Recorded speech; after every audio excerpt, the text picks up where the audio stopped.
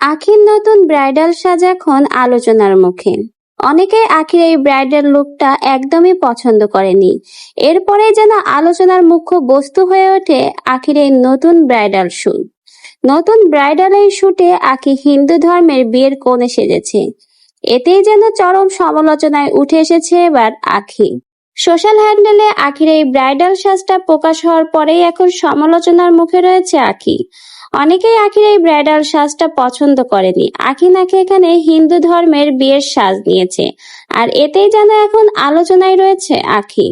আখির এই ব্রাইডাল সাজ দেখে অনেকেই বলেছে, মুসলিম মেয়ে হয়ে কিভাবে এভাবে হিন্দু ধর্মের মেয়ে সাজ দিতে পারে? তাহলে কি শেষমেশ আখির টাকার কাছে বিক্রি হয়ে গেল? অনেকেই আখির এই সাজটা একেবারেই পছন্দ করেনি।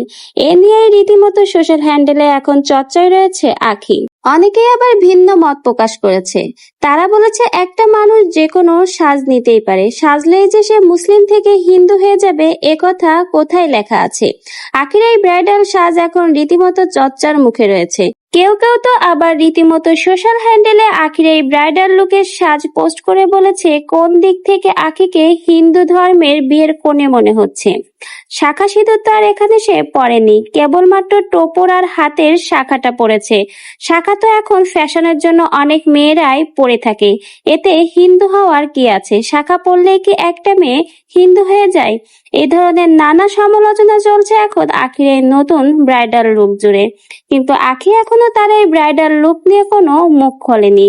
সোশ্যাল হ্যান্ডেলে আখির এই ব্রাইডাল সাজ প্রকাশ হওয়ার পরে আখির নতুন কোনো পোস্টে শেয়ার করেনি তার এই ব্রাইডাল সাজ নিয়ে।